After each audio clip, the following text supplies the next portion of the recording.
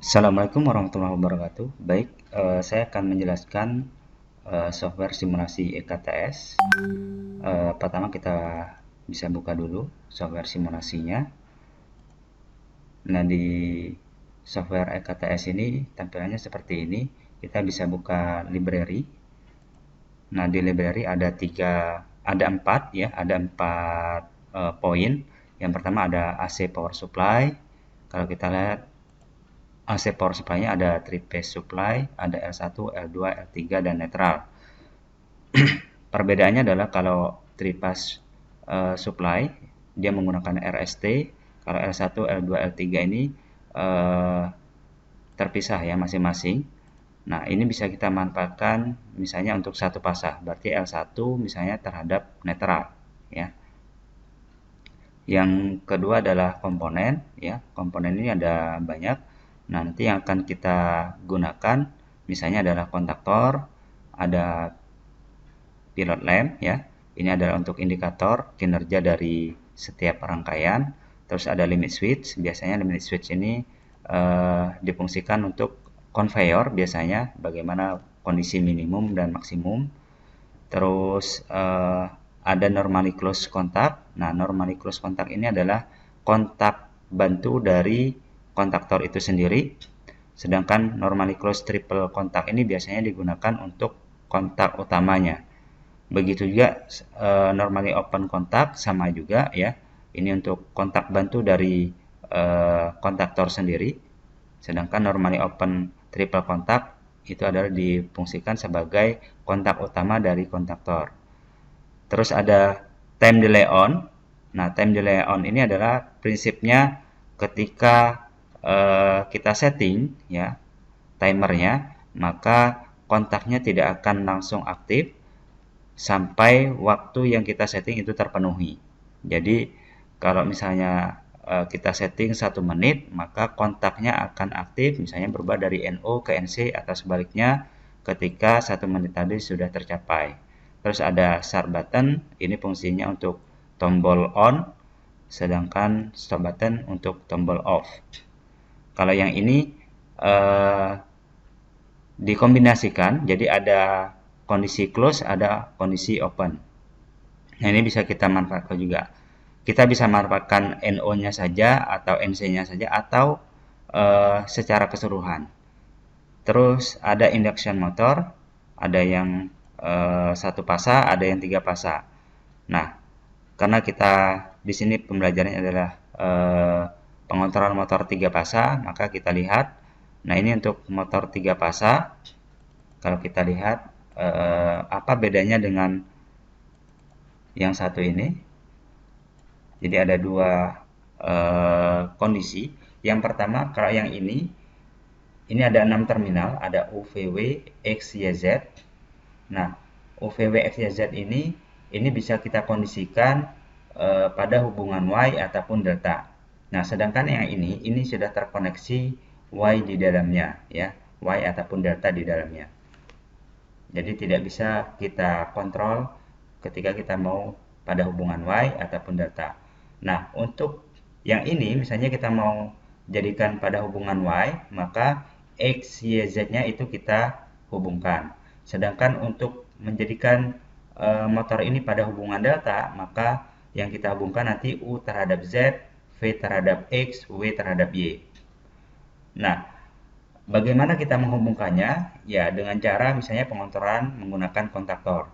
Kalau kita hubungkan secara langsung, misalnya menggunakan kabel, ya, U terhadap Z kita langsung kopelkan dengan kabel, V dengan X kita hubungkan langsung dengan kabel. Kelemahannya adalah tidak bisa dikontrol. Apakah kita mau pada hubungan Y atau hubungan delta, ya. Nah, sedangkan kalau kita menggunakan kontaktor lebih fleksibel. Apa yang kita inginkan, misalnya hubungan Y bisa kita operasikan, ketika hubungan delta juga bisa kita operasikan. Nah, sekarang saya akan contohkan, misalnya saya mau mengoperasikan motor 3 pasah ini pada hubungan Y, ya. Pada hubungan Y, misalnya seperti ini, kita ambil dulu power supply-nya. Saya pilih yang ini, sumber 3 pasahnya. Ditambah nanti ada netral ya. Netra ini difungsikan nanti untuk yang RST ini itu akan bekerja pada rangkaian utama, sedangkan yang satu pasanya itu bekerja pada rangkaian kontrol. Nah, saya pilih kontaktor ya.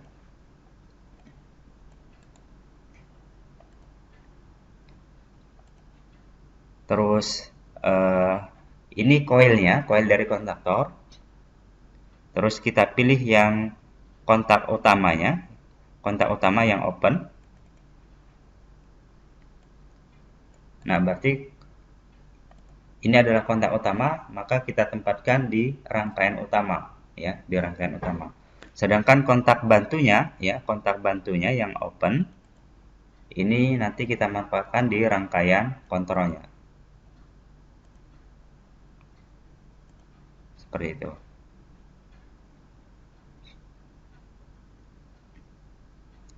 Misalnya saya mau merubah arah putaran, ya, mau merubah arah putaran, ataupun Y saja dulu ya, Y saja ditambah dengan merubah arah putaran.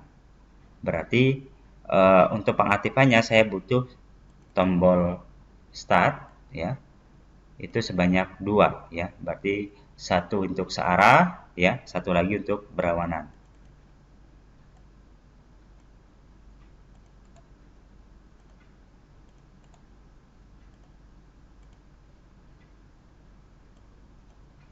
Nah, karena operasinya juga 2 ya, searah dan berlawanan, maka kontaktornya juga kita butuhkan 2 ya,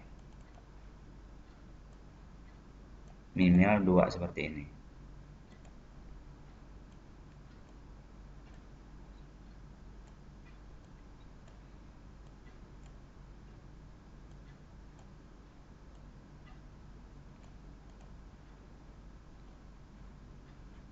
Kita tambahkan untuk kontak bantu yang open ya, yang satu,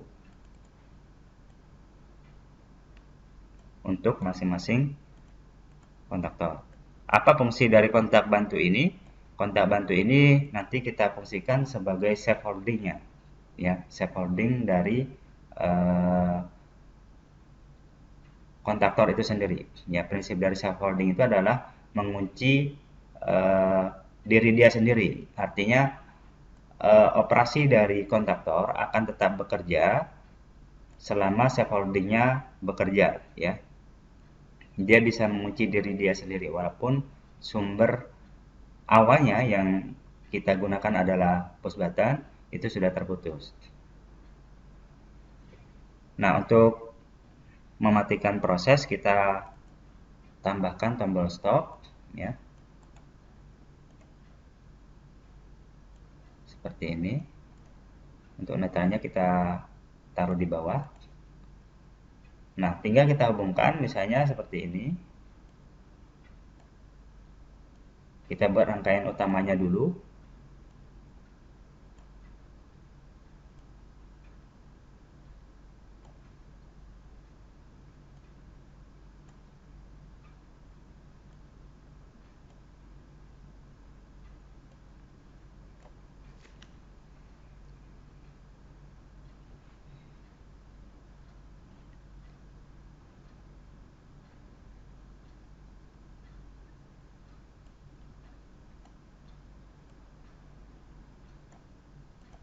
Nah, ini udah hubungan Y ya. Jadi X ya Z-nya saya hubungkan secara langsung.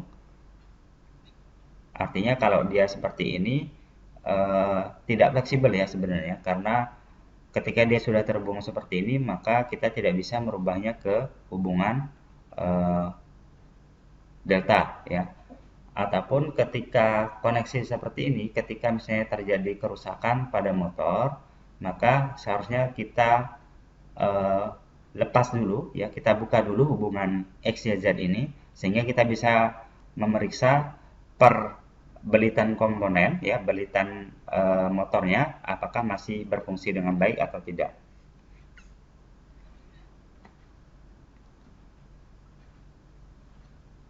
Kita tambahkan yang normally open triple kontak ya, untuk kontaktor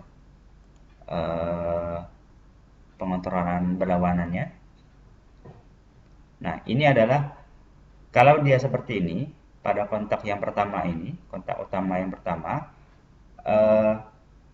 RST-nya itu ketika misalnya kontak ini aktif, maka dia akan langsung terhubung terhadap UVW, sehingga motor ini akan berputar ataupun beroperasi pada putaran searah jarum jam. Nah, untuk membalik arah putarannya, kita bisa membalik salah dua dari ketiga pasanya. Caranya, ya, kita hubungkan misalnya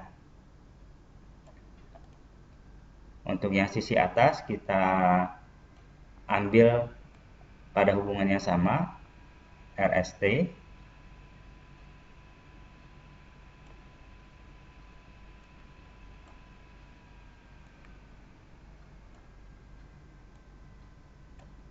seperti ini. Nah, di bagian outputnya, output dari kontak utama ini kita ubah ya. Yang awalnya tadi RST, kita ubah salah duanya. Berarti ini saya balik ke, misalnya saya hanya membalik R dengan S saja ya. Maka kita perhatikan R nanti kita ubah menjadi S ya. Sedangkan yang S kita rubah menjadi R. Sedangkan untuk T-nya tetap tidak ada perubahan. Seperti ini.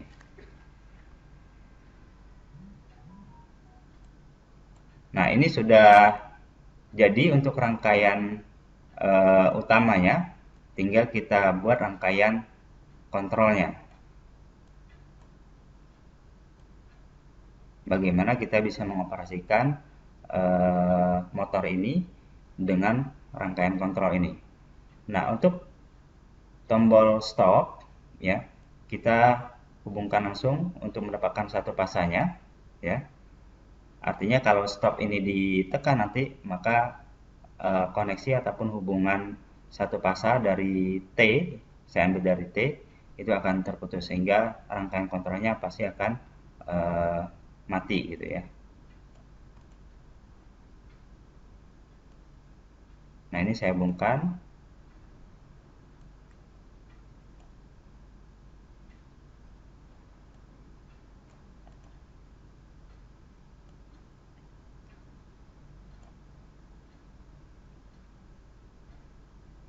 Nah, biar operasinya aman ya, misalnya saya mau memastikan bahwa ketika searah jarum jam maka yang berlawanan itu tidak aktif ya, maka kita bisa tambahkan kontak NC-nya. NC dari ya saling bersilang ya, misalnya ini K1, ini K2, maka saling bersilang nanti kita tambahkan.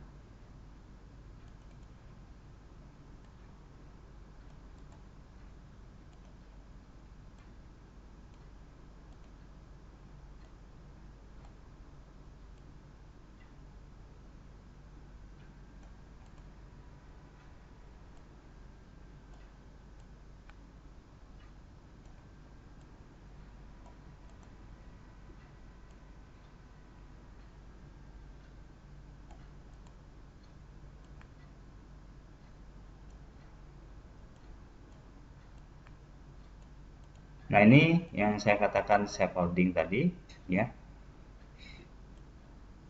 Jadi safe holding ini fungsinya untuk mengunci kontaktor yang ini ya. Nah, kita bisa hubungkan yang kalau misalnya yang atas itu adalah A1, maka yang A2-nya kita hubungkan ke netral ya. Nah, ini kita kasih inisial saja ataupun label. Ini inisialnya adalah K1 ya. Nah, kita kasih inisial dulu di coil dari kontaktornya sehingga nanti kita bisa pilih di kontak-kontak ini apakah inisialnya adalah K1 ataupun yang lain ya. Ini sudah satu proses sebenarnya. Nah, tinggal kita buat proses berikutnya.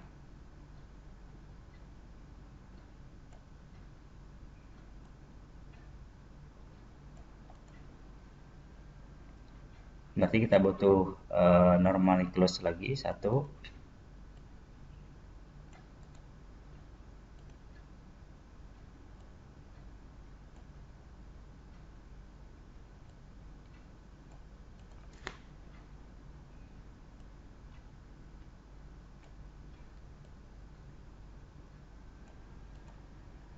Yang ini juga kita fungsikan sebagai scaffolding.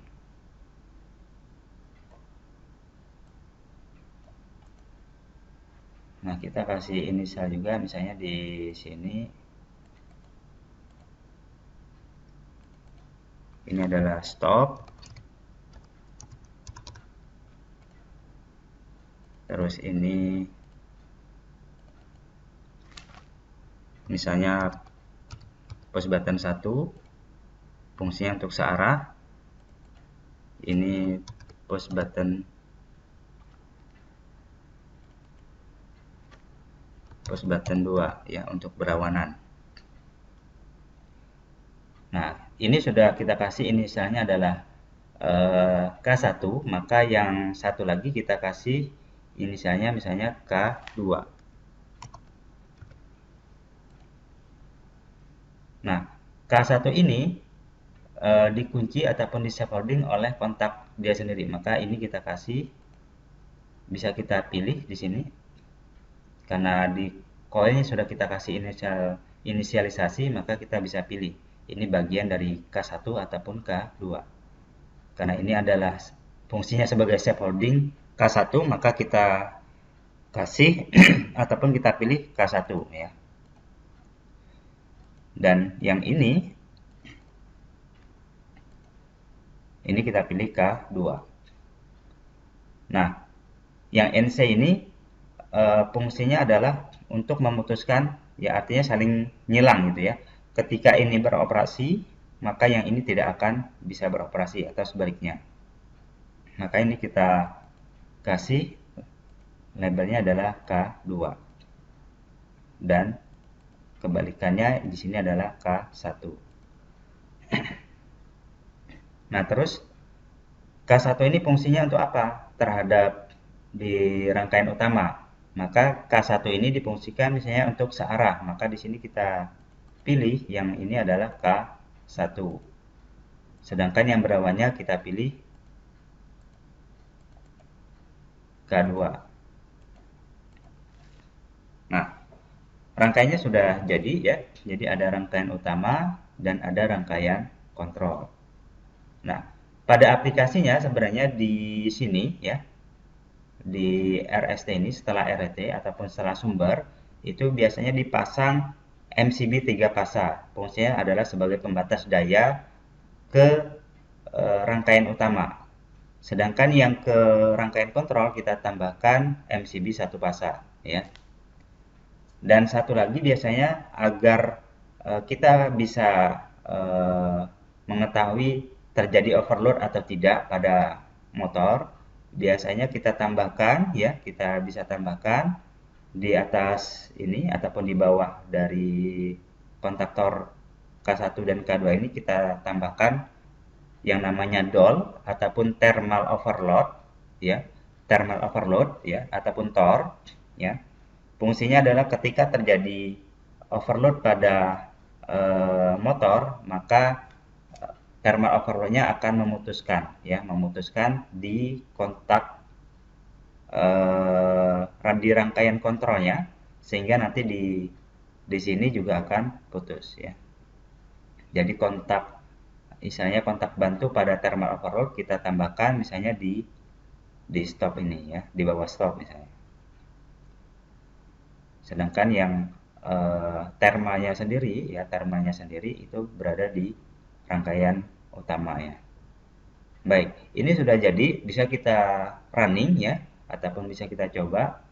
Oh, satu lagi, ini bisa kita tambahkan, misalnya labelnya adalah 380 volt misalnya. Nah, ini bisa kita coba running ya. Ini kita close dulu library-nya.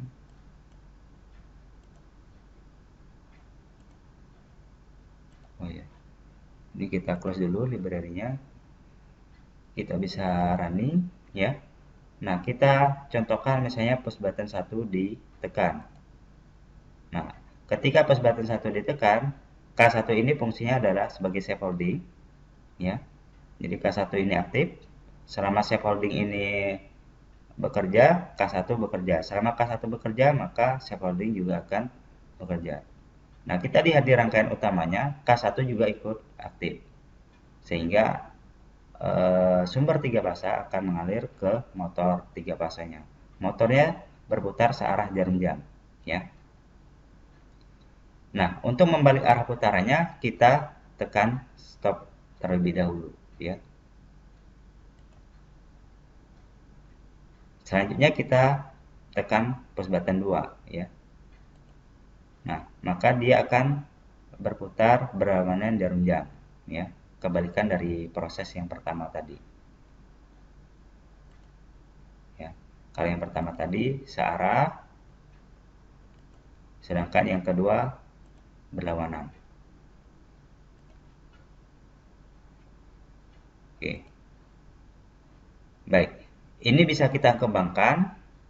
Eh, Pertama misalnya kita kembangkan misalnya untuk pengontrolan hubungannya dari Y ke data, ataupun misalnya ditambah dengan pengontrolan yang lain, misalnya Y datanya secara otomatis ya, hubungan Y ke datanya secara otomatis menggunakan timer bisa saja kita terapkan.